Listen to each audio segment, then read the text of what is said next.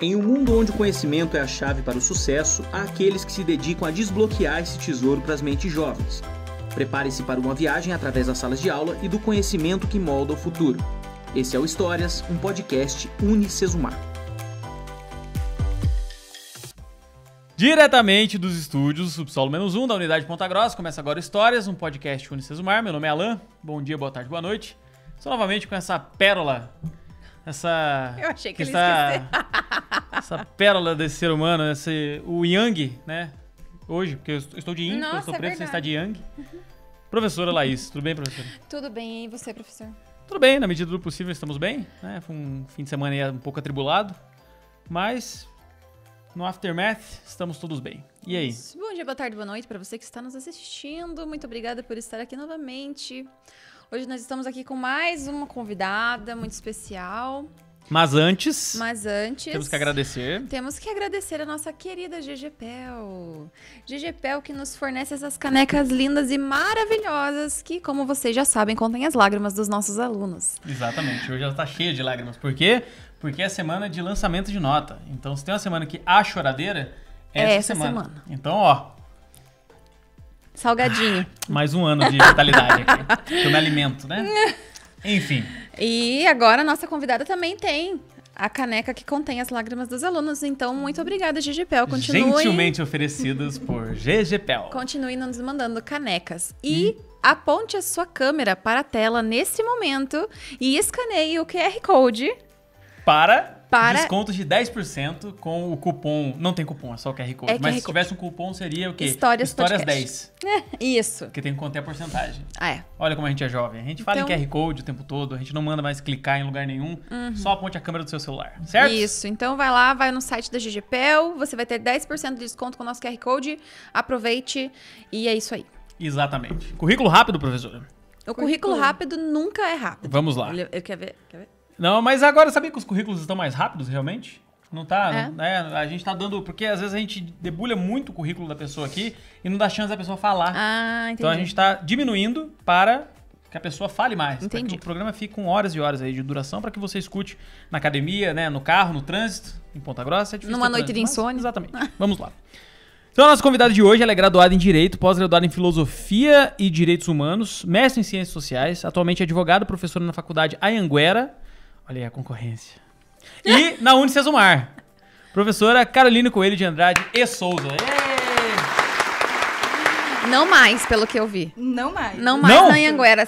Ela é só Olha da aí. UniCesumar. Ainda bem. Eu não acho. Quero ter que falar esse nome de novo. Eu estou no EPG também como temporária. Ah, então. O EPG a gente fala. O EPG é nossa co-irmã, né? Minha alma mater também, no EPG. Então, um abraço, EPG. Um abraço para o EPG. Exato. Que me faz sofrer agora ultimamente bastante. Porque eu tô na época de qualificar o doutorado. Não, você não pode falar que o EPG te faz sofrer. Você tá dando, um material para os alunos falarem. É um sofrimento bom.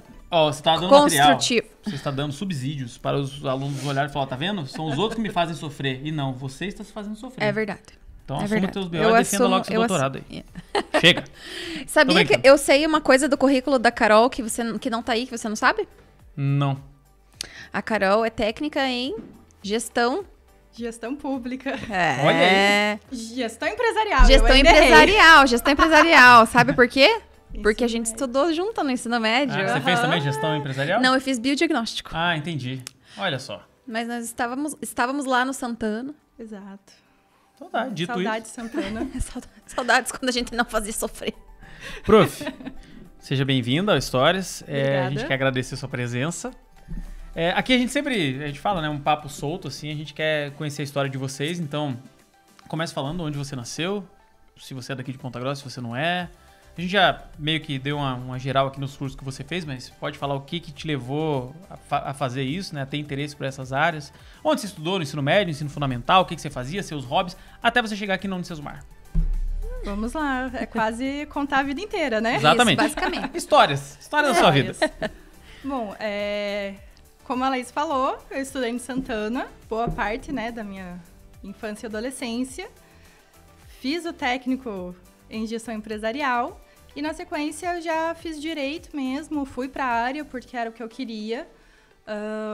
Muito de afinidade, aquela coisa, eu gosto de história, eu gosto de português. Sou uma pessoa que gosta de resolver conflito, né? Sempre tive muito essa... Meus pais sempre falaram isso, né? Essa veia mais diplomática. Então, foi muito do que me levou a fazer direito.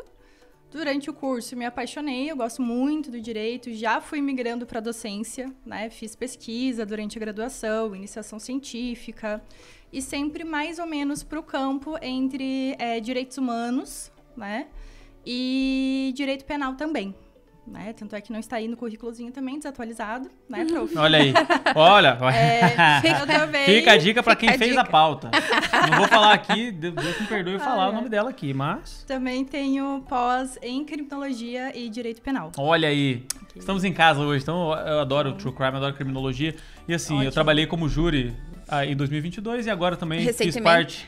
Você foi para algum júri esse ano? Participei de 2, graças a Deus, agora só daqui 2 anos. Eu fiz parte agora também do Conselho de Glória, né? Conselho de Sentença. É Conselho de Sentença que chama? Conselho oficialmente? De Sentença. Conselho de Sentença, participei de 2 curtos, né? Não deu para almoçar aquele almoço gostoso que é servido ali no fórum para quando o júri passa do meio-dia, então foi um pouquinho antes. Mas foi bom. Quando acontecem essas coisas, você tem que ir. E obrigatoriamente você tem que ir. Então... Participar de pelo menos curto, é bom, porque daí você já garante 2 anos de sossego antes de você ir de novo, né? Mas desculpa, sim, professora, pode continuar.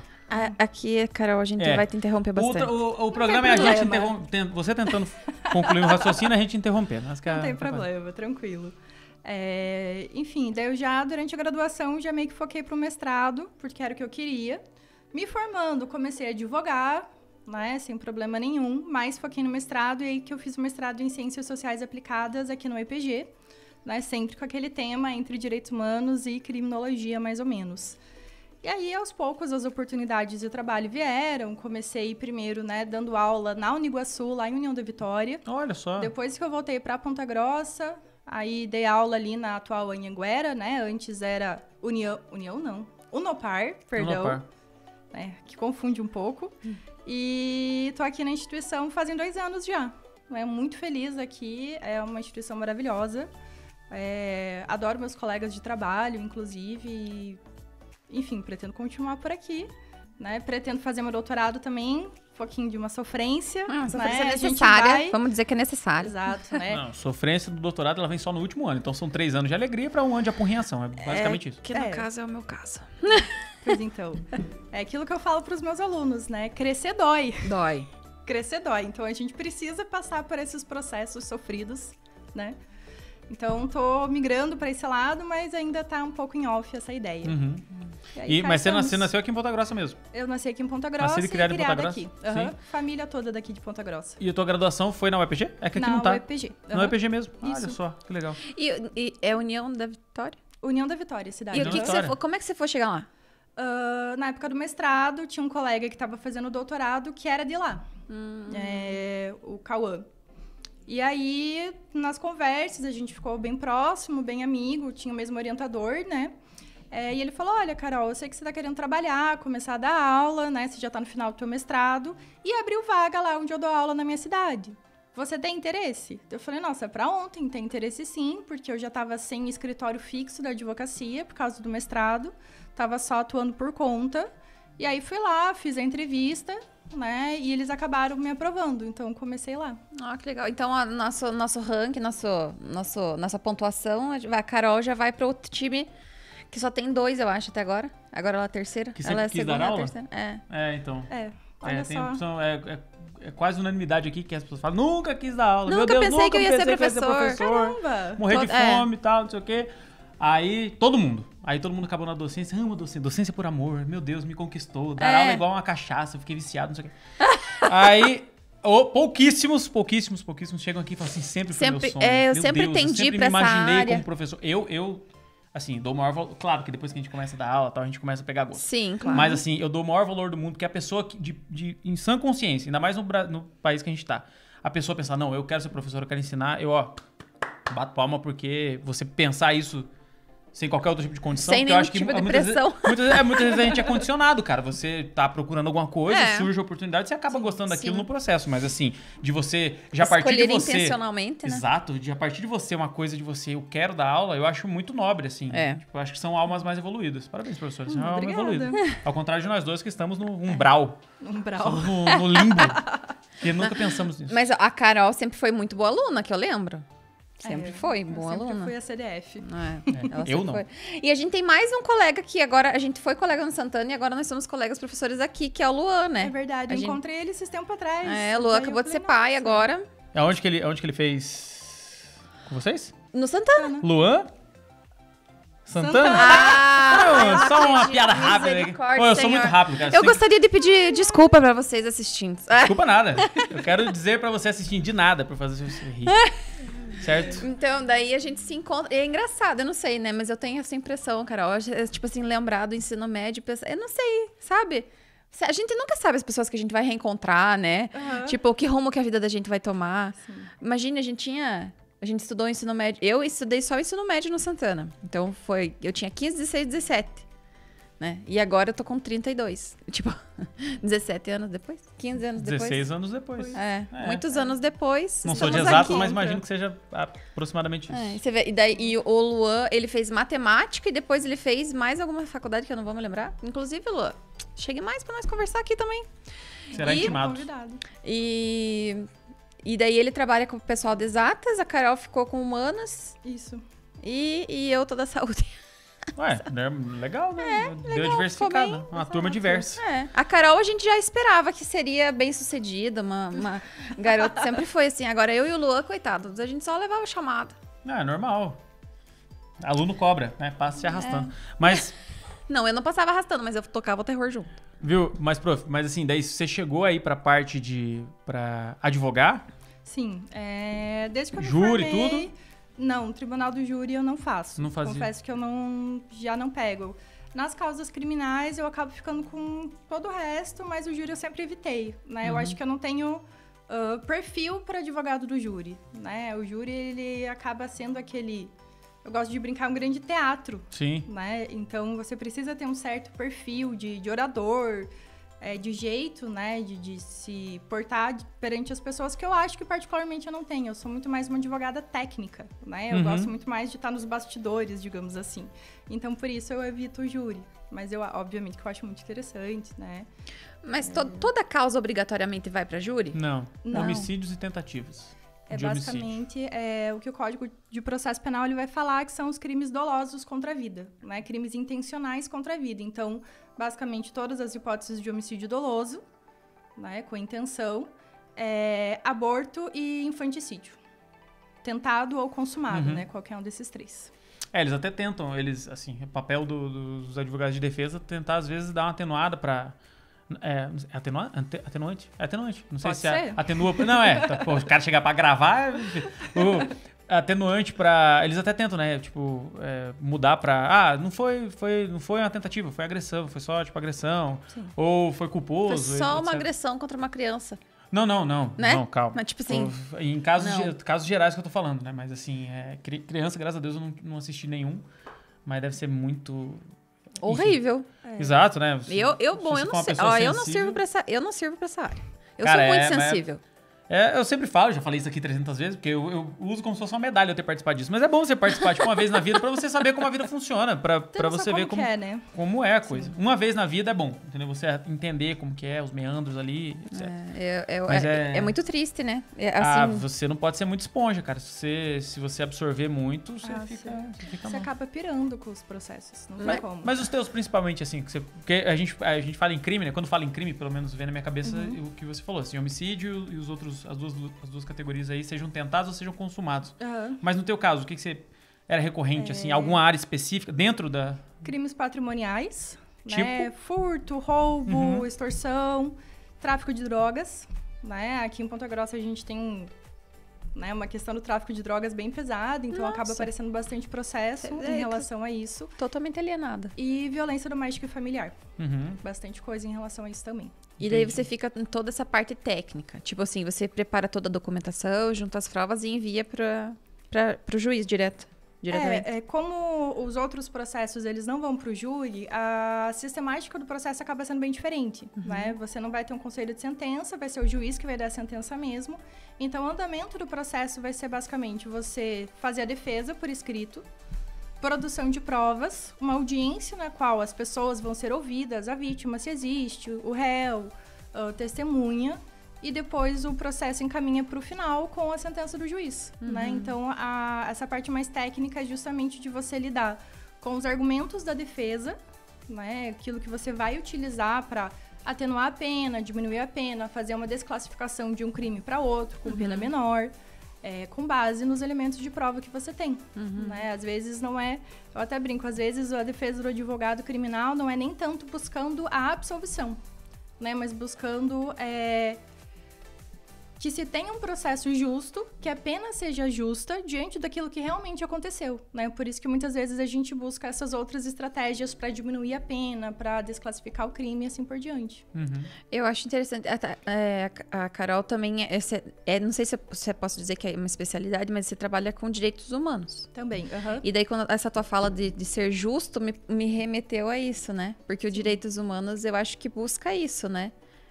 Essa justiça, digamos assim. Com certeza, com certeza. Quando a gente fala em direitos humanos, a gente está falando de garantir para todo mundo, independente de quem seja, classe social, gênero, se cometeu um crime ou não, se tem dinheiro ou não, né?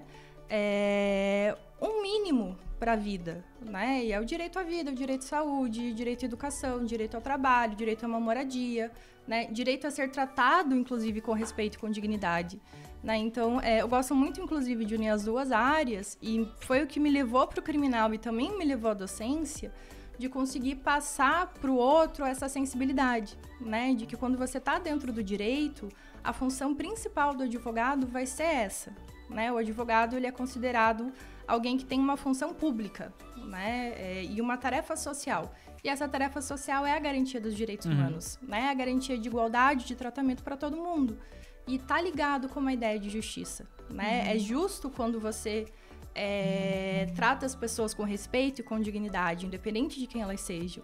É justo quando você consegue garantir outros direitos, como os de categoria social, para quem não tem condição financeira, por exemplo, né? Uma série de situações.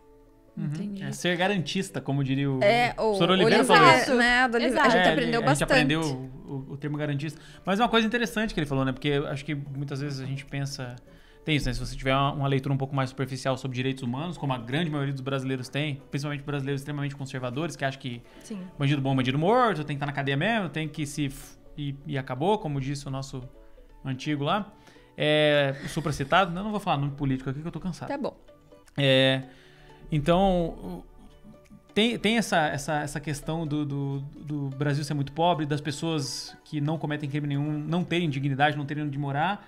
E, às vezes, quando você puxa algo assim de... Não, mas os presos, né? Ou, tipo, um criminoso, qualquer coisa que seja, ele tem que ser tratado com dignidade para, enfim, manutenção do processo legal. Eu vou falar um monte de termo errado aqui, professor. Eu tô tentando falar... Tá certo, tô tentando falar bonito aqui, mas o Oliveira falou justamente isso, né? Que a gente... É estranho você botar... É difícil você botar na cabeça das pessoas que as pessoas têm sim, que são seres humanos, apesar de terem errado, tal, pra gente não virar uma barbárie e tudo, você tem que ter, né, os direitos humanos respeitados de todo mundo. Porque geralmente a gente tende a pensar nisso só quando é com a gente, né? Então, exato. O importante de ser garantista é você garantir o do próximo, para se caso Você o próximo precise, seja você tenha garantido aquele direito, né? Exatamente. Então, lutar contra isso é meio antidemocrático, ou, enfim, como civilização é errado, né? A gente não ter essas garantias. Exato, até porque a gente pensa, entrando um pouco no assunto mais político, mas é a garantia de um Estado democrático, né? De que não haja opressão, de que não haja violência. Barbáries mesmo, que já foram cometidas em outras épocas históricas, né? De pessoas que sofreram com fome extrema, né? Uma população inteira sofrendo de fome em razão dos desmandos dos governantes, ou aparelho de justiça, né? Polícia corrupta, gerando uma série de problemas. Então, a busca é essa, né? Se você garante uma série de direitos para todo mundo e você faz valer para todo mundo, isso vai valer para você também. E isso traz uma sociedade mais pacífica, né? Isso traz paz social, isso traz harmonia, que é, para mim, uma das principais tarefas do direito, né? E da minha profissão como um todo. É porque o cidadão de bem, ele acha que ele vai estar isento pra sempre de qualquer coisa, né? Como se ele normalmente já não fizesse um monte de coisa errada, como mais uma vez. Desculpa eu ficar evocando o professor Oliveira, mas é que ele falou bastante isso. Não, mas é que todo mundo ele já falou, cometeu um crime. Ele fala, todo mundo, com os alunos, né? Cada um que entra lá, ele já fala, ó, vocês já estão com pelo menos 5 crimes cada um aqui, já, né? Daí pra mais, tal, não sei o quê. São mais de 8 mil tipificações lá no Vademecum, sei lá, que ele falou algo parecido com isso. Não sei se é isso, mas... Enfim... Mas ele fala, né, que todo mundo tem, né? Então, só basta as armas do sistema estarem viradas para você. Você ser o alvo naquele momento que você, se procurarem alguma coisa, vão achar, né? E esse discurso que a galera tem de tipo, né, como que é, direitos humanos e os humanos que são direitos. Você não já deve ter ouvido isso milhões de vezes, né? Então, é raso, é maniqueísta, né? Tipo, é muito preto no branco. E coisa que a vida não é. O Brasil não é e a vida não é, né? Então, tem que ter... Direitos humanos, tem que ter alguém que estude isso, que, enfim, né, que deixe claro, né, pra galera. Nessa relação, Carol, que nem o Alô falou que você deve escutar bastante esses jargões, né? E como que você lida com isso? Porque, assim, eu fico pensando assim, tipo, por exemplo, né, desses crimes, né? Uma tentativa de homicídio, né? Os direitos humanos do réu. E como que ficam os direitos humanos da vítima? A gente... Né? Então, como que lida com isso, assim? Qual que é o parâmetro de comparação, se aqui tem algum? É difícil trabalhar um parâmetro de comparação nesses termos, né? Mas, e essa, inclusive, também é uma outra área que eu gosto muito de trabalhar, que é com direitos de populações vulneráveis, né? Você pegou, por exemplo, a questão do homicídio. Vamos pegar feminicídio, né? Felizmente, hoje, o Estado ele já tem uma série de políticas públicas e ferramentas para a defesa da mulher contra esses casos, né? Óbvio que não foi, assim, dado de mão beijada, precisou muita luta, precisou muita mulher morrer, ser espancada, né? O próprio caso da Maria da Penha, né? Que dá o nome da principal lei de proteção da mulher, representa isso, né? Só que, infelizmente, o Estado, ele é falho. Assim como ele falha, né? Muitas vezes, como a gente fala, né? Os defensores de direitos humanos dos presos. Ele falha com os presos, ele também falha, muitas vezes, do outro lado. E quando acontece, a resposta do Estado, muitas vezes, de garantir uma espécie de proteção da vítima, ou pelo menos da sua família, é o próprio processo penal. Né? Que, olha, a gente reconhece que houve um crime cometido e o Estado está tomando as medidas para punir essa pessoa. Né? E, dentro do possível, ressocializar ela para que ela não volte a cometer novamente. Mas isso sempre vai gerar um embate muito grande, porque a gente vai estar falando de emoções. Quando a gente fala de alguém que faleceu, uma tentativa de homicídio, a pessoa está muito abalada, a família está muito abalada, é uma vida que se perde, né? E isso não tem como recuperar de jeito nenhum, né? Isso é impossível. Não haja processo, haja indenização, o que quer que for, aquela vida se perdeu para sempre. Então, muitas vezes, esse embate acontece porque as pessoas, elas se sentem frustradas, né? E elas se sentem... como se o Estado estivesse dando mais proteção, para o criminoso, né, para quem comete um crime, do que para essas pessoas. Mas a gente não pode falar que não existe proteção. Né? Para deixar bem claro, o exemplo das mulheres. Né? Hoje tem a lei do sinal vermelho, né, que toda mulher, se ela se sente ameaçada, coagida, ela pode ir em qualquer estabelecimento público ou privado e fazer um X vermelho na mão, e essa pessoa ela já está, principalmente no serviço público, educada, digamos assim, para saber que aquilo é um pedido de socorro e chamar a polícia. A própria Lei Maria da Penha, com as medidas protetivas de urgência que possam ser pedidas. Né? Os próprios estabelecimentos, por exemplo, bar, né, eles criam coisas no cardápio pra, tipo, a mulher falar, eu quero um drink Maria da Penha. Não vai ser tão óbvio que o meu eu tô falando. Vai ser drink Maria da Penha, sei lá, né? Mas, Penha da Maria. Mary of... Sei lá. Enfim, não vai os caras falam, se você pedir aqui um, né, Bloody Mary, ótimo, péssimo exemplo. A gente entendeu. Enfim. Eu não sei. Tem um drink lá específico da casa. Fala, se você estiver se sentindo coagida, né, assediada, tal, peça um drink desse que tomaremos as medidas cabíveis e tal. Isso é uma política pública, né? Os bares começaram a fazer isso justamente porque o Estado passou a incentivar uma série de medidas nesse sentido. Né? E simples, né? Eu vi alguns vídeos também, tipo assim, que a polícia gravou recebendo uma ligação, a mulher falando que tava pedindo uma pizza. Pedindo uma pizza, isso. E na verdade ela tava falando como se ela estivesse pedindo uma pizza, né? Mas ela tava, socorro, né? Mas ela tava falando com a polícia, né? Isso é bem sensacional, acho, assim, Não, é estratégias legal. ótimas, né? Esses tipos de coisas simples, né? De códigos simples que são criados, eles são muito bons. Acho que ajuda muito, né? Exato. Nessa questão da coação, do assédio e tal. Carol, e deixa eu te perguntar uma coisa. Eu agora puxando, né? Ué? Fazendo uma consulta jurídica. Não.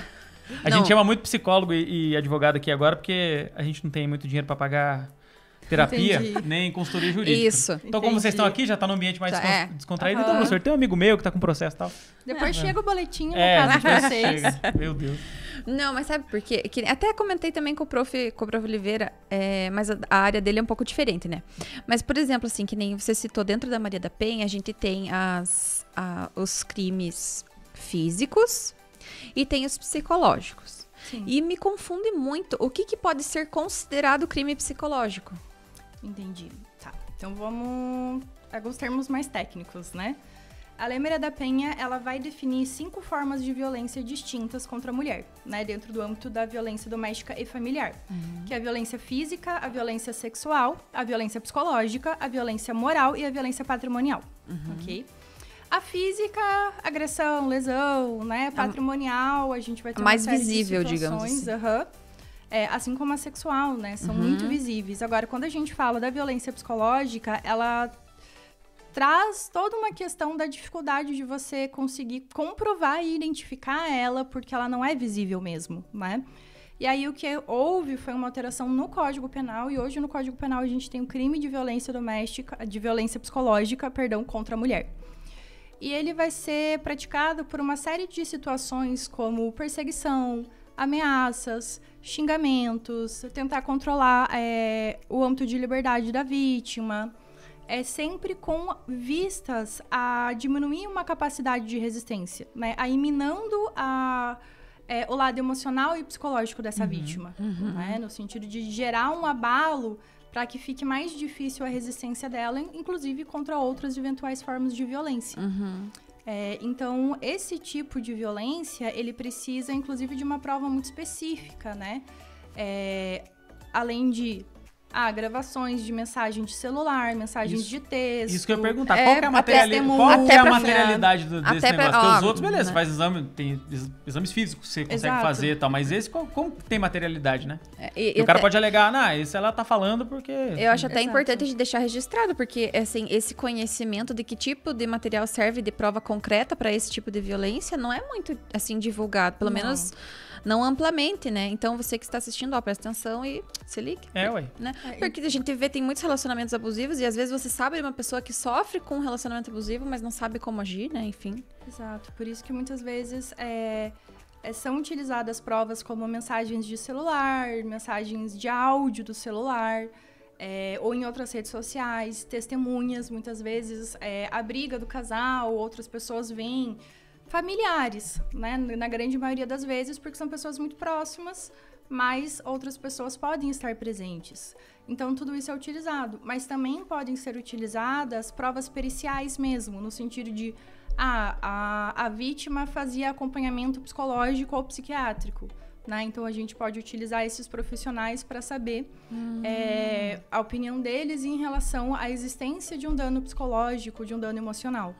Assim como ser contratado, né, um médico para fazer todo essa análise, esse apontamento, né, do dano. E também existe uma outra dificuldade, porque o dano psicológico ele não acontece com uma agressão. Né? Um xingamento, uma tentativa de restringir, crônico. ele precisa de um tempo, né? Então, isso também vai dificultar. O ideal é sempre tentar reunir todas essas possibilidades de um conjunto de provas para trazer para o processo, para fazer a condenação. Porque senão, eventualmente, pode qualificar crimes menores. Né? Eu usei o exemplo da ameaça ou dos xingamentos. Existe o crime de ameaça.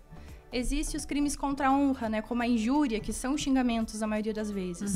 Só que quando se trata da violência psicológica, isso justamente é acontecido ao longo do tempo de maneiras tão repetidas, que vai minando e gerando um trauma na vítima. E o patrimonial que você falou seria, sei lá, o cara pega o cartão que a mulher recebe e não deixa ela gastar o próprio dinheiro, esse tipo de coisa? Ou... Essa é uma o das meu exemplo formas. foi Não, horrível. tá, exato.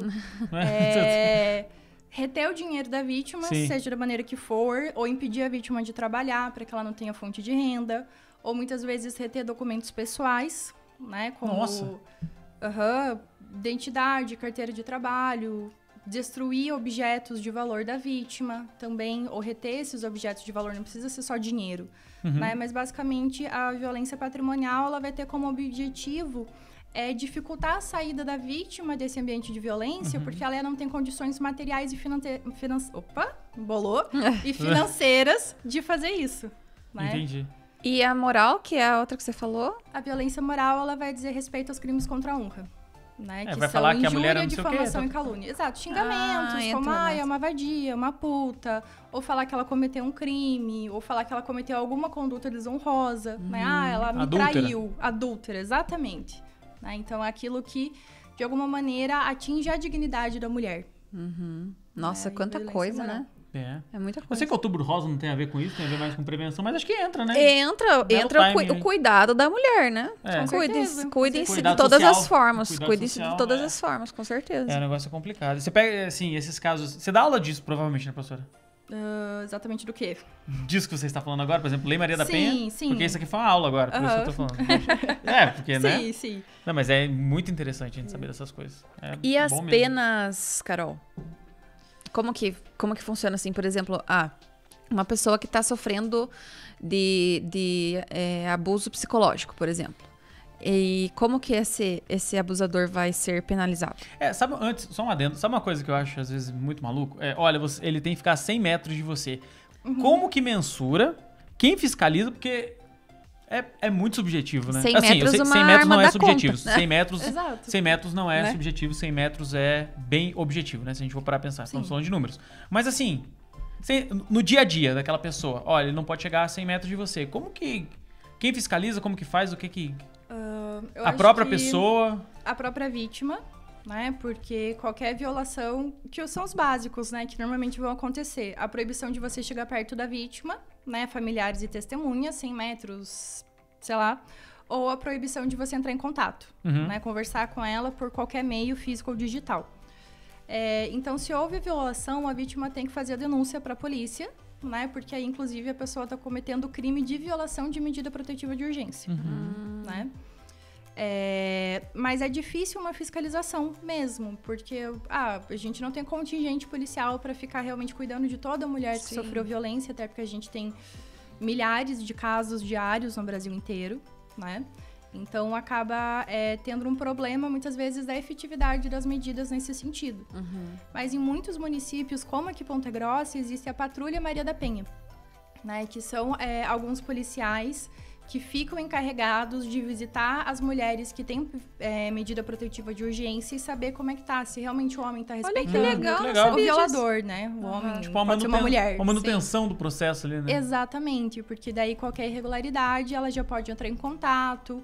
O juízo, né, fica sabendo desse tipo de situação. Então, outra medida pode ser concedida.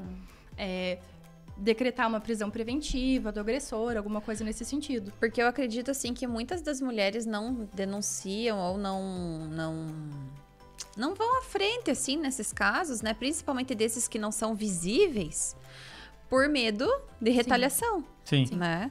Então, é bem... Por isso que eu pergunto, né? Qual que seria a pena?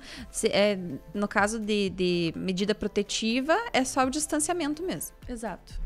É só pra... A gente chama que é cautelar, né? É só pra afastar o agressor para que não exista uma nova violência. Né? Serve só para isso. Tanto é que a medida ela pode ser concedida independente da existência de um boletim de ocorrência, de um inquérito policial ou de um processo. E a vítima sempre tem crédito, assim. Ela não vai ser contestada em relação àquilo que ela tá falando. Não, porque aí nesse caso, basta que ela apresente indícios de que tá acontecendo. De que tá acontecendo a violência e que ela precisa de proteção. O ideal é sempre ela procurar uma delegacia da mulher, especificamente? Sim. Porque ainda pode haver algum tipo de... Exato. Infelizmente, o tratamento desse tipo de vítima nas delegacias pode ser acarretar uma nova revitimização, né? Então, normalmente, nas delegacias da mulher, a mulher vai ter um tratamento um pouquinho diferente, sem falar que são delegacias que devem funcionar 24 horas por dia. Nem todas funcionam, mas devem funcionar. Opa, denúncia. Problemas de verba, contingente, né? Uma série de questões aí que a gente sabe que o poder público tem. Então, ela pode procurar a qualquer momento, né? E aí... Perdão a tosse. Mas não significa que todo município vai ter uma delegacia da mulher, né? Nem sempre acontece. Então, ela deve procurar sempre a delegacia mais próxima, não existindo uma delegacia da mulher, que ela também vai ser atendida, né? Se ocorrer uma revitimização ou alguma outra situação, aí existem outros meios de tratar essa questão, mas ela com certeza vai conseguir fazer um boletim de ocorrência, passar por um exame de corpo de delito, existindo uma violência física, né? E fazer a requisição da medida protetiva de urgência. Pra deixar pelo menos registrado. Exato. E o ideal é que qualquer violência, ela, mesmo, né, com medo de retaliações, uma série de situações, a mulher já vá fazer o boletim de ocorrência, né? Porque isso atua favoravelmente a ela e contra o agressor quando já existe um boletim de ocorrência anterior, né? Fica muito mais fácil na, sei lá, ocorrência de um processo criminal ou algo desse gênero.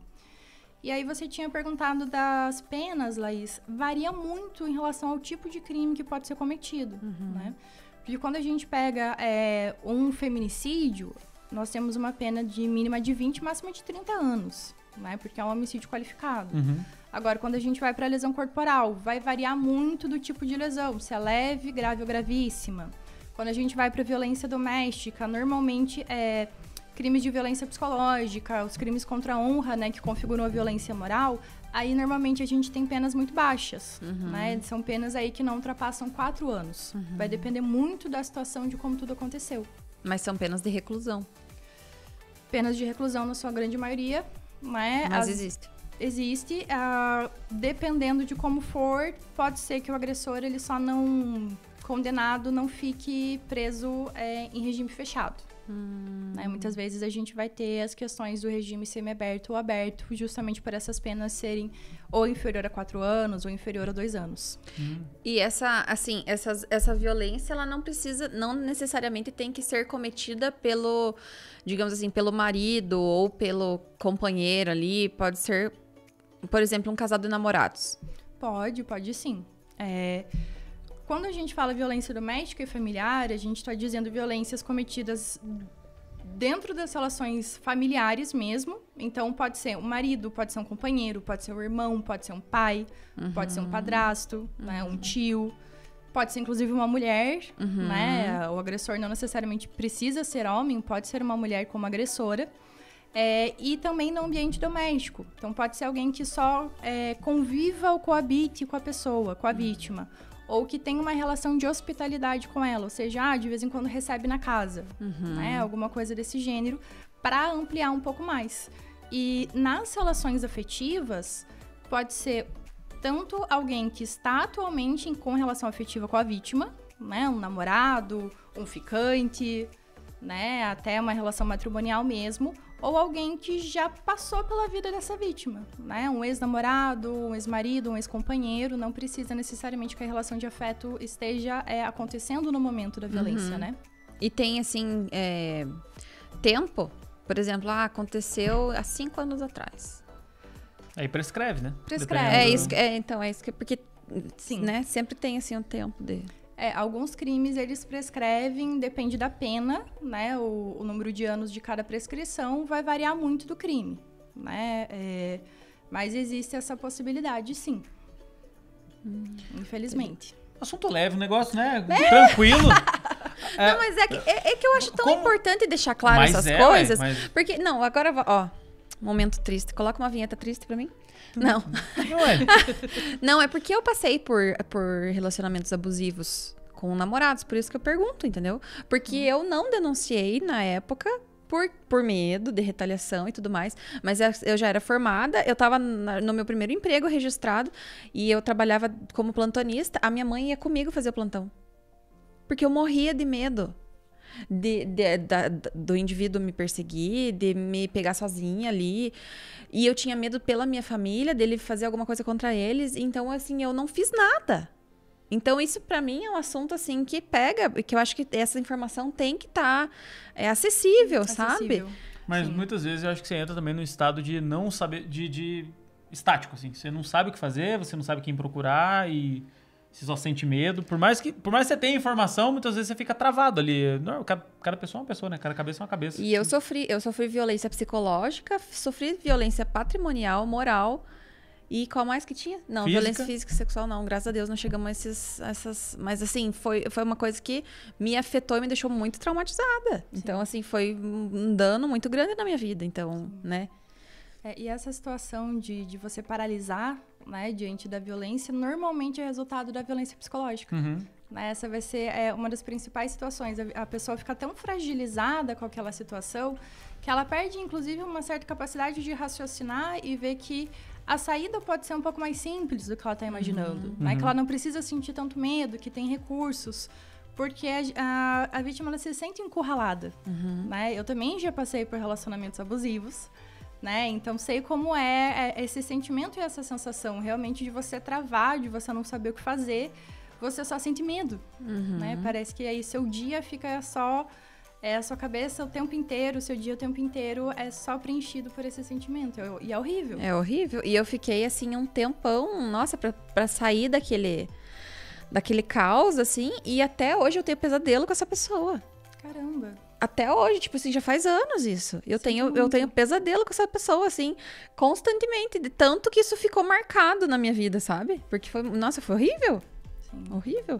Então, fica a dica, meninas. Por favor, meninas, homens, enfim. Se você está passando por algum tipo de relacionamento abusivo. Busque ajuda. Ou se você consegue identificar em você alguns traços tóxicos, né? Às vezes você não chegou no extremo. Mas, né, se você vê que o negócio tá perdendo a linha, procure ajuda também, né? Antes claro, que a coisa... com certeza. Que a gente fala muito de um lado, vamos falar pra quem tá fazendo besteira também, né? Não que quem já chegou no extremo. Mas, avalie suas sabe por quê? Eu, por exemplo, né? eu quando era adolescente, eu era extremamente ciumento. Ao ponto de ser tóxico com as minhas ex e tal. Assim, óbvio que acabou, né?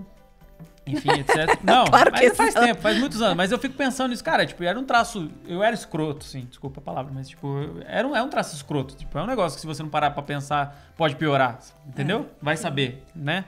Então, você que sente, ou bote a mão na consciência, né? Você que tá... avalie suas atitudes, avalie né? suas atitudes. Seja homem ou seja mulher, tá? Porque tem mulher com tóxica certeza. também, enfim, mas mais fácil ter do lado masculino, né? Então, veja aí direito, se você tiver um pouquinho de consciência, bote a mão na consciência, veja se você tá fazendo direito, veja se pode evoluir, pode ficar muito ruim, né? Para várias pessoas. Me parece muito que existe um caminho, assim, sabe? Um caminho crescente para essas violências, né? Então, você começa ali com aquela violência psicológica, né? Aí você passa para uma violência moral, aí pelo menos foi como aconteceu comigo, sabe? Foi evoluindo, assim. As atitudes da pessoa foram evoluindo, né? E até começar aquelas, assim, agressões verbais, digamos assim, tipo de botar a pessoa para baixo. né? Assim, e não chegou a me agredir, assim, a me bater, alguma coisa nesse sentido, mas, por exemplo, cala a boca, sabe? Tipo... Isso é horrível também, sabe? Sim. Então, eu acho assim que... É uma imposição, tipo, sonora, mas que é quase física, né? Você quase sente, tipo, a porrada, assim, de um grito de um negócio. Eu acho, assim, que fiquem atentos também a esses sinais, Com né? certeza. Porque a tendência é que piorem, né? Então... você basicamente está falando do ciclo da violência, né? Ele sempre começa... não sabia que tinha um ciclo. Exato, o nome é esse, ciclo da violência. Em que, normalmente, começam com violências muito sutis... Um ciúme, querer regular a roupa da vítima, alguns xingamentos, mesmo em um momento de brigas, erguer muito a voz, ser agressivo no sentido de quebrar objetos, muitas vezes, né? Socar a parede. E isso tende a aumentar até que chegue na violência física e muitas vezes, né? Infelizmente, em morte da vítima. E essa violência, ela se perpetua porque chega o ápice da violência física, muitas vezes... E aí o agressor, o que ele faz? Ele pede desculpas. Ele diz que vai mudar. Ah, sim. Né?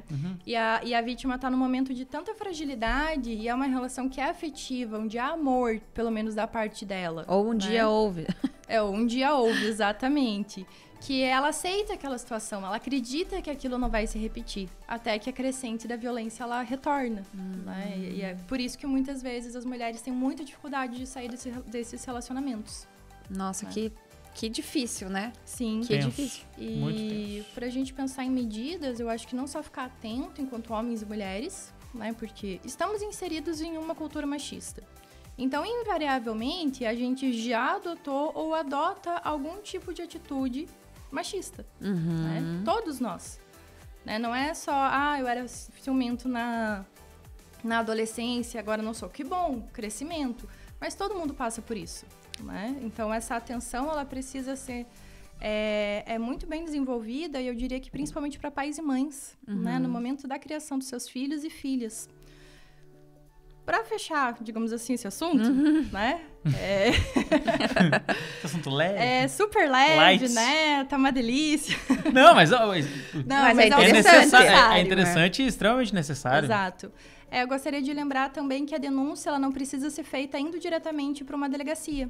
Né? A mulher ela pode se utilizar do Disque 100, que é um telefone de denúncia para violação de direitos humanos.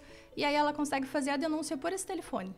Né? Que Olha acaba só. sendo muito mais fácil do que muitas vezes, não consegue sair de casa, né? Tá com restrição da liberdade, tá com medo de ser seguida. Consegue fazer a ligação, que é muito mais fácil. É bem mais fácil mesmo. Muito, nossa, Olha só. muito. Prof, assim, vocês do direito, vocês lidam com isso direto, né? O Sim. dia a dia de vocês, você precisa dar uma descarregada também, certo? Você precisa se desligar. Com certeza. Seus hobbies, você surfa, anda de skate, o que você faz pra dar uma... sei lá, pode ser uma coisa simples, né? O que você cozinha, né? É que Vocês gostam de a cozinhar. gente fala, qual que são os seus hobbies? É, O meu hobby, depois que eu virei mãe, é conseguir tomar banho. Não, então, mas não, hobby... às porque vezes hobby, acontece, hobby é né? muito tipo Marília Gabriela, né? Qual é o seu hobby? Não, tipo, o que você faz pra relaxar? O que você gosta? Sei lá, eu solto pipa, entendeu? Tipo, não eu, vai. um exemplo. Mas Quem me dera poder surfar. Olha né? aí. Adoraria aprender. na prainha de Ponta Grossa. Mas, normalmente eu gosto muito da leitura, né? Literatura, poesia, eu gosto bastante. Literatura em geral ou literatura voltada ao direito? Não, literatura em geral. Geral. Sem ser direito. Certo. Daí o De direito preferência, exclui, de né? Sem o preferência. Algum gênero especificamente dentro da literatura? Eu gosto muito de... Eu gosto de tudo na literatura, assim. Mas eu gosto muito de drama, de ficção científica também. Ficção científica? O que você gosta de ficção científica? Agora já vamos. Asimov, né? Asimov, óbvio, né? Asimov. Isaac Asimov, gosto muito de... Assim, não tem... Eu não sou aquela nerd de, tipo, gostar de ficção científica e ter, assim, os ídolos, sabe? Sim. Eu gosto num geral. Mas eu gosto muito da literatura latino-americana, principalmente, que foge um pouco disso. Né? Eu gosto de ler autores aqui da região. Gosto muito daquilo que o pessoal chama de realismo mágico. Que é, por exemplo, Guimarães Rosa. Saramago? Saramago um pouco, né? Depende do livro dele. Eu tô falando de ensaio sobre essa guerra. Gabo. Ensaio sobre... Eu tô falando de um autor eu tô falando de um autor português e eu não tô conseguindo botar pra fora o meu. Então vamos lá. Ensaio sobre a cegueira. Desculpa, professor. O Gabriel Garcia Marques. Sim. Né, que pra mim são fantásticos. Gabriel Garcia Marques, tem um poema dele que meio até que influenciou Matrix, que ele fala sobre... Nossa, não fazia ideia. Não influenciou, mas ele fala algo parecido. É o Gabriel Garcia Marques, meu Deus. Tomara que eu não esteja falando errado. Mas também se eu tiver isso aqui na internet, aceitem como verdade. Mas, se não me engano, tem um poema dele que ele fala sobre o colégio de cartógrafos e tal. E ele fala sobre uma sociedade que criou um mapa do tamanho da própria sociedade. Então, a sociedade se perdeu, tal. É metafórico, assim, né? Mas ele fala muito sobre... Quer dizer, isso, se você pegar e extrapolar, você consegue jogar pra realidade... uma realidade virtual, uma realidade que não é a nossa, outras realidades e tal, e daí encaixa com o conceito de Matrix mais ou menos. Caramba, que interessante. Eu vou procurar depois. Então, eu posso estar falando, se não me engano, é o Gabriel Garcia Marques, que ele tem esse texto. Porque o Gabo, ele foi jornalista, né? Aí, de novo. Então, ele... É um adendo, desculpa te interromper. Eu não sei se... É porque daí eu já me corrijo. Eu não sei se o texto é dele ou se é uma crônica, uma crítica dele sobre um texto A partir disso. falando disso. Entendi. Mas é bem interessante. Bem vou bacana. Vou pesquisar depois. E além da leitura, gosto muito de assistir filme. Também não tenho restrição. E eu desenho. Ah, que legal! Gosto muito de desenhar. Mas tem pranchas e mais pranchas, assim? Pastas e mais pastas de desenho? Ou... Não tanto, até porque depois que eu comecei a trabalhar, realmente esse hobby diminuiu consideravelmente, Sim. né? O tempo que eu tenho disponível pra isso. A docência, infelizmente, ela, né? recobre muito do nosso dia. Sim. Né? É Pra uma não falar- delícia, suga. mas... Pra não falar que suga, né? É, Suga nossa alma. né? exato, né? Exageros. Porque aquilo, às vezes a gente trabalha 3 turnos, né? Manhã, Sim. tarde e noite. Mas eu gosto muito de desenhar e eu gosto muito de temas da natureza. Desenhar pássaros, plantas... Mas ultimamente eu tenho pego muito pássaros, assim, que eu gosto bastante. Olha que Legal. legal. Você faz grafite? Que estilo de desenho? Você usa lápis 6B? Uso. Lápis 6B é tão legal pra fazer esfuminho. Fazer esfumar. Uhum. Mas eu tenho utilizado mais lápis de cor. Lápis de cor Ah, que mesmo. legal. Uhum, fazer o desenho colorido. No começo eu utilizava mais o grafite. Hoje eu vou mais pro colorido, utilizando um pouco de Opa, Aquarela. olha! Agora nós dicção estamos de no novo. Vai lá. E de aquarela, meu Deus. Aquarela. Ai, aquarela é tão legal também, né? Eu acho Eu lindo. admiro, Eu porque acho eu já falei isso aqui antes, mas vou voltar a repetir que o meu estilo de desenho é rupestre. Eu não sei. É sério, eu não sirvo pra Só isso, os gente. palitinhos. E olha lá, nem o meu palito fica bonito. Não fica. É a arte abstrata. Faz É uma alma abstrata. incompreendida. É, exatamente. Exato. Você pega Picasso aí, ó, cubismo, né? É. Você pode olhar e falar Eu assim, vou meu Deus do céu, eu o vou que aconteceu aceitar. com esse rapaz? Pintava tão bem, de repente tá pintando tudo quadrado, mas não, é o estilo. Tudo é estilo, Estilo. Laís. Tem um exemplo pior. Esse tempo atrás eu vi uma reportagem de um pintor que vendeu, assim, por milhões uma obra e a tela era em branco. Ah, mas esse é o neopop modernoso. esses Isso aí. modernosos. E Ah, aí não. era, tipo, Eu não tenho, É que não é. sensibilidade É que pra assim, isso. a arte é um negócio subjetivo, então você pode gostar do que você quiser, dane-se, tô nem Sim. aí pra você. Tô falando que a arte começou com coisas muito realistas, né? Sim. Tipo, em todas as 7, se você parar pra pensar. Sim. Começou com tudo muito realista, você tinha que ser... As Quais pessoas... são as 7? Cara, esses dias toda vez que eu... Música. Não, é que são 6. A 7ª é o cinema, a 7ª arte. Mas acho que é música, pintura, escultura, Pintura, escultura, literatura, literatura. podcast. Não, tô brincando, eu não sei. Eu não lembro. Né? Fotografia deve ser. Enfim. Pode ser. Não sei, Não mas, sei. mas então... Mas, Comentem aqui embaixo pra gente mas eu quais acho, que, são as eu 7. acho que tudo começou meio com a parada tudo muito perfeito, depois Uhum. os estilos foram sendo criados, mas chegou uma época que realmente, acho que quando começou, não digo o abstrato, mas quando a arte moderna começou, eu acho que abriu pra tudo quanto é lado. Então pessoas extremamente sem talento, mas com muita influência, com muitos amigos. Não, eu tô falando na minha opinião. Tem arte moderna maravilhosa, gente, não é isso que eu tô falando. Eu tô falando dos oportunistas, porque tem muito, em toda a área.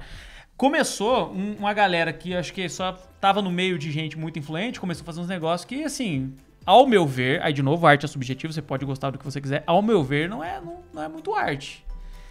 E daí é esse negócio, tipo, quadro branco. Não, mas aí chega o cara, não, mas você tem que entender que o conceito que ele falou, eu falo, mano, é um quadro branco, tá? Desculpa. Desculpa, se eu eu pegasse, eu ia Entendeu? colocar alguma coisa Mas, de em novo, cima. é subjetivo, você pode gostar do que você quiser, Exato. né? Mas é que eu realmente vejo muito oportunismo nessa parte de arte. É que eu gosto muito, né? Eu gosto. Consumo bastante. Sim. A gente pode pegar um outro exemplo que trouxe essas polêmicas na época, que é Andy Warhol, né? Então, mas o Andy Que é da Warhol... cultura pop. pop art. Mas o Andy Warhol, enfim... Eu tô boiando, eu não sei nem o gosto. que é. Você já deve ter visto quadros do Andy Warhol, com certeza. Com certeza. E Depois procura. Mas então, eu acho... eu acho que o maior exemplo dele é uma escultura dele que era uma privada. Aí todo mundo falou, gente, isso daí não é... Pelo amor de Deus, isso não é arte, uma privada. Dizer privada, a arte tem que ser bela, Sim. né? Só que ele trazia uma arte muito política. Sim, Né? sim. A arte, ela também passou a ser usada como uma forma de contestação da sociedade. Ah, sim. Né? E a privada, ela tinha muito esse simbolismo na época. Então, Mas as coisas o Andy vão Warhol, você pegar... mudando. Mas ele ainda tem quadros assim que são bem icônicos, se você parar Sim. pra pensar, né? Ele não fez só... Tudo bem, você não precisa gostar de Sim, toda, não, to- mas de ele toda a tem obra do coisas cara. muito interessantes, Ele tem eu coisas gosto legais, bastante. né? É que nem você pegar... Eu gosto muito de Jackson Pollock, por exemplo. Mas o Pollock. cara pode falar que é, mando de De pingo, né? pingo jogado. E não é, tem um, né? Ele tinha toda uma técnica, Tem, né, pô. pra fazer. Pô, é legal pra caramba. Olha só. A gente não conhece ninguém. Não. Olha, a pessoa gosta de É. arte. Eu Viu gosto só? bastante. Quem mais? Uma pessoa que, por exemplo, fala muito, isso não é arte e tal, você tem que diferenciar o que é arte, o que é design gráfico, montagem e tal, não sei o que. Por exemplo, Romero Brito. Todo mundo fala mal pra caramba do coitado do Romero Brito.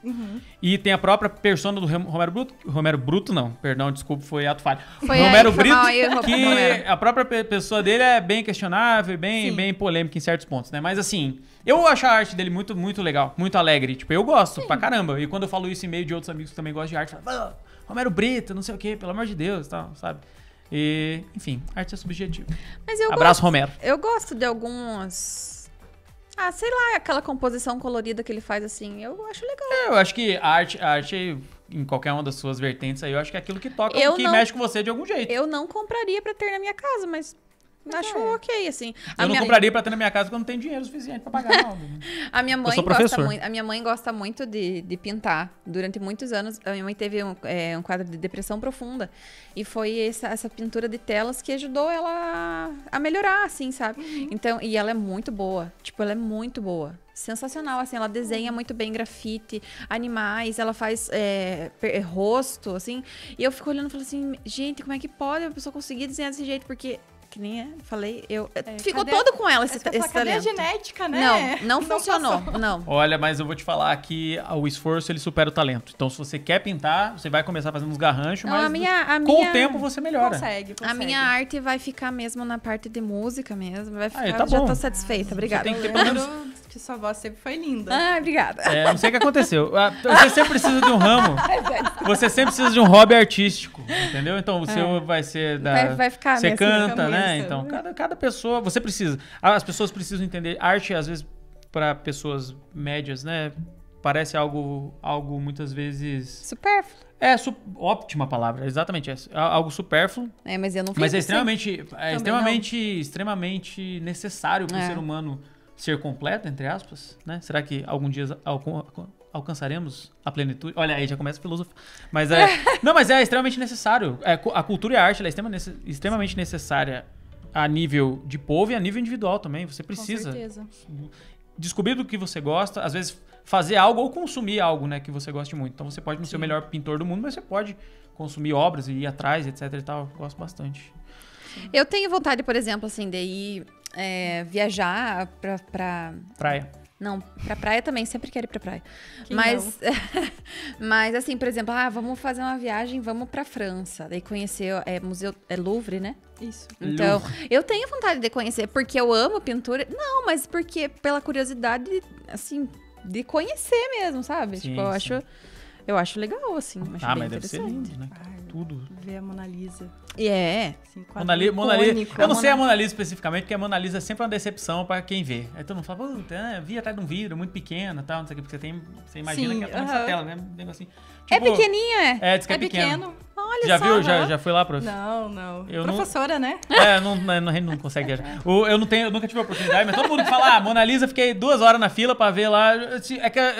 Na o verdade, errado não é a Mona uma Lisa. foto 3x4. Mona Lisa, um abraço. O problema não é a Mona de Gioconda, né? O problema não é a Mona Lisa, o problema é a expectativa que as pessoas geram. Essa que é a questão. Eu sempre achei que era um quadrão, assim, enorme. Não é. O que a minha avó tinha uma réplica da Mona Lisa gigantesca, que ficava atrás da porta do quarto dela. Mas a original... Por quê? Muito... Cara, sei lá. Porque os antigos, a minha avó pegava recorte de revista que ela achava legal e pregava na parede, sem nada, sem moldura, sem nada. Pá, pregava na parede do quarto dela. Olha só. É que muita interessante. loucura, mas Ela enfim. tinha um próprio conceito de arte, É, exato. tá vendo? Né? Fotos da Xuxa, etc. Mas o... Que show da Xuxa é esse? Que show da Xuxa é? Só porque tá em alta. Mas que legal, prof. Pô, bacana mesmo. Legal, A né? gente agora quer um quadro seu, do Stories, pintado a lápis de cor pra gente colocar aqui atrás. Então, a professora Carol tá prometendo, tô brincando. Não precisa ter esse eu estresse. Assim, pode demorar consideravelmente até vocês receberem. Não, tô brincando, Mas imagina. eu posso fazer não, sim. não bota essa pressão Vai sobre ser um você. prazer. Não, mas não bota essa pressão, não. Não, se você quiser, tá ótimo. Eu adoro arte. É brincadeira, mas É se brincadeira. você quiser que seja verdade, tudo bem. Exato. Assim, jogando Não, verde ali, numa né? dessa, né? Sei lá. Não, tô brincando, professor. Não bota essa pressão. Tem muita EP pra corrigir já. Enfim. Prof, fala pra gente como que você chegou aqui. Acho que você falou falou brevemente, mas como que você chegou especificamente na Unicesumar? Assim, Quem te chamou? Quem te chamou? Qual foi o caminho? Com quem você conversou? E tua impressão geral daqui. Você já falou que é um ótimo local pra trabalhar. Realmente é um... A gente gosta. Parece que a gente fica puxando o saco da firma, mas realmente é legal, galera. Eu acho que a gente não teria nem ideia de um podcast pra falar da Unicesumar se não Se fosse a gente bacana. não gostasse, claro. Porque isso daqui é da gente pra gente, porque a gente gosta muito de trabalhar aqui, mas não quero falar por você, por favor, professora. Foi indicação do Oliveira. Olha só. Grande Oliveira. A gente já se conhecia por conta da advocacia, né? Por ele também ser professor na UEPG. E daí ele falou, a gente tá precisando de vaga, vai ter as entrevistas ali, se você tiver interesse, vai lá. Né? E daí eu fiz as entrevistas, acho que quem fez a entrevista comigo foi o Ramon. e a Adileia, na época. Uhum. E acabou que eu passei, né? Por isso que eu estou aqui. Mas eu tenho praticamente nada para reclamar da instituição. Primeiro, sobre a perspectiva estrutural, né? Isso aqui é maravilhoso, assim. Não tem nenhuma outra instituição em Ponta Grossa que tenha essa estrutura. E pelo clima mesmo, né? Eu me sinto muito livre para dar aula do jeito que eu, né? Me sinto melhor dando aula, para ter posicionamentos, inclusive, né? Sobre essas questões difíceis como política, como direitos humanos, né, para que a minha função como docência tenha aquilo que eu idealizei na graduação, né, que é conseguir criar seres humanos que consigam se respeitar muito mais, que consigam ter um senso de coletividade muito mais. Então, eu me sinto muito livre aqui em relação a isso. E toda a convivência com o pessoal, né? Embora eu não conheça a maioria dos professores, descobri isso hoje, né? Porque, meu Deus, quase 200 professores, né, funcionários e tudo mais. Os que eu conheço me dão super bem, a gente se ajuda um monte, né? Não é aquela coisa de competitividade, de um querendo puxar o tapete, que muitas vezes a gente tem em instituições privadas, né? Sim. Então, aqui eu me sinto muito em casa. É muito amistoso, né? É mesmo, de verdade. E, na verdade, a gente acaba ficando meio nichado aos nossos cursos ali, a nossa área de conhecimento, né? Porque é com quem a gente tem mais convivência, acaba dividindo matéria, né? Sim. Mas a gente acaba ficando, né, assim, mais nichado. Mas, assim, todos os professores, inclusive, esse foi um dos objetivos do Histórias, né? Conhecer os professores, conhecer os funcionários, as pessoas que a gente convive, enfim. Pra gente, especificamente, eu tô me repetindo um monte aqui, galera. É isso aí, a vida é isso. A vida do professor é ser prolixo e se repetir, né?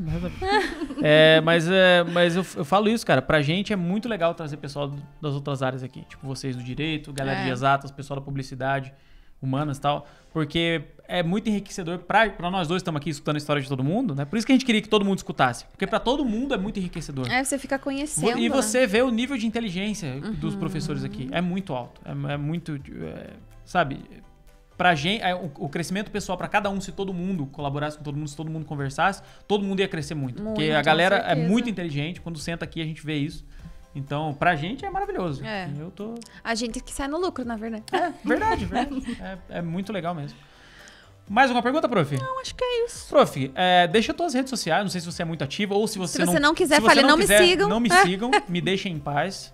Eu diria assim, só não me perturbem, mas eu posso passar meu Instagram, mas que eu realmente não sou muito de rede social. Ainda mais nos últimos tempos. Só às vezes se a galera quiser interagir um pouco mais com você, ou você também quiser, né? Lá vai que às vezes você posta alguma coisa que é interessante pra galera como um todo. Sim. Teus alunos e tal, mas se você quiser passar, fica à vontade. Meu Instagram é carol.coelho.adv. Lembrando que Carol é com K. Carol com K. Carol com K. Vai estar passando aqui em algum lugar. Está subindo aí, né? Você vai ter acesso total. E também vai estar na descrição do vídeo, vai ter lá o arroba da professora, se você quiser, né, acompanhar a vida de pintura da professora. A gente sempre pede para o nosso convidado deixar uma mensagem, uma dica, mandar um beijo. Assim, a mensagem que você quiser passar. Se você quiser passar uma mensagem edificante para os alunos, ou se você só quiser mandar eles estudarem, ou se você não quiser falar nada, tchau, você fica à vontade. Não sei, aí de novo, não sei como que é o perfil dos alunos. A gente tem essa campanha de respeito ao professor, tal, não sei como é o perfil dos alunos de direito, assim. Mas se você quiser, né, puxar a orelha deles também. O pessoal de direito é muito tranquilo, assim, normalmente não dá nenhum atrito. Eu me dou super bem com as minhas turmas. E, inclusive, eu tô falando isso porque eu não sei que mensagem que eu vou passar, não sei o que falar, então eu tô só enrolando. Mas acho que, no geral, só queria agradecer o convite. Eu gostei bastante de estar aqui, conhecer um pouquinho vocês dois também, né? Embora a Laís eu já conhecesse, mas a gente nunca teve uma relação mais próxima. Então, foi muito legal estar aqui. E eu só desejo sucesso pro programa e para vocês. Muito obrigado. Obrigada. A gente agradece muito, né? A gente sempre fala isso, mas vamos repetir mais uma vez, que a gente gosta. Sim. Que sempre que os professores, que os funcionários tiram um tempo, né, pra estar aqui conversando com a gente fica muito feliz, muito honrado, né? Porque a gente sabe da correria de todo mundo, né? Então, muito obrigada mais uma vez por ter aceitado o nosso convite e por ter estado aqui. E quando falarmos de literatura, arte e em programas futuros aí, que não envolvam contar a história dos professores, que sejam temas gerais. Estamos programando fazer temáticos. A gente vai começar a fazer uns temáticos aí a gente chama pra você falar tudo de... Como que é? Gabriel Garcia Marques? Isso. Aqui, Pablo Neruda, já que você gosta de literatura... Se bem que Neruda é mais poesia. Mais poesia, mas exato. Eu gosto muito de Neruda. Pra falar um pouco de literatura latino-americana, né? É isso. Um pouquinho. Não é isso, professor? É isso. Então é isso, galera. Obrigado, prof, mais uma vez. Histórias no podcast Unicesumar. Na semana que vem a gente se encontra com outra pessoa aqui sentada na nossa frente. Um beijo no seu coração.